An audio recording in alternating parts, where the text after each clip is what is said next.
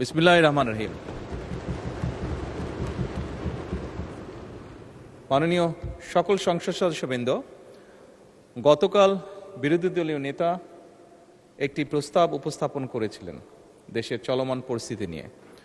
আমরা সকলেই আলোচনা করে একমত হয়েছিলাম, বা একটি বিষয়ে আমরা সকলেই উপনীত হয়েছিলাম মাননীয় স্পিকার, যে এটি একটি বৈশ্বিক প্রবলেম। সারা বিশ্বেই এই সমস্যার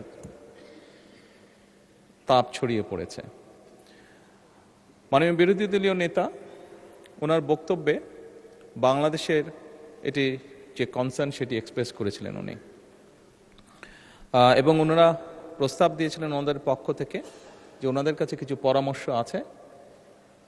সরকারি দল এবং বিরোধী দল আমরা একসাথে সেই বিষয়গুলি নিয়ে কাজ করতে পারি। মাননীয় স্পিকার, আমি আমার বক্তব্যে বলেছিলাম বাংলাদেশ জাতীয়তাবাদী দল সকল সময় দেশের স্বার্থে, দেশের মানুষের স্বার্থে যে কোনো আলোচনা যে কারোর সাথে করতে প্রস্তুত রয়েছে। তারই প্রেক্ষাপটে মাননীয় স্পিকার, আমরা সিদ্ধান্ত গ্রহণ করেছি যে আমরা আমাদের পক্ষ থেকে 5 সদস্যের একটি কমিটি গঠন করছি। আমি আপনার মাধ্যমে বিরোধী দলীয় নেতা এবং বিরোধী দলকে অনুরোধ করব, ওনারাও যদি 5 জনের নাম দেন তাহলে এই 10 জন ব্যক্তি বসে এই বিষয়গুলোর উপর আলোচনা করতে পারে। কোনো পরামর্শ থাকলে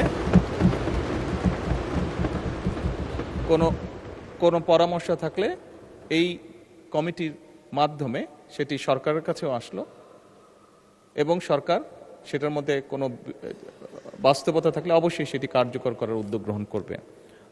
আমি মাননীয় স্পিকার আপনার সামনেই নামগুলো এখন উপস্থাপন করতে চাচ্ছি আমাদের পক্ষ থেকে। এখানে মাননীয় জ্বালানি মন্ত্রী জনাব ইকবাল মোহাম্মদ টুকু, প্রতিমন্ত্রী জনাব অমিত, এবং মাননীয় সংসদ সদস্য এ.বি.এম. আশরাফ উদ্দিন নিজাম, লক্ষ্মীপুর 4, মঈনুল ইসলাম খান শান্ত, মানিকগঞ্জ 2, মিয়া নুরুদ্দিন অপু, শরীয়তপুর 3। এই 5 জনকে আমরা প্রস্তাবনা করছি। মাননীয় স্পিকার,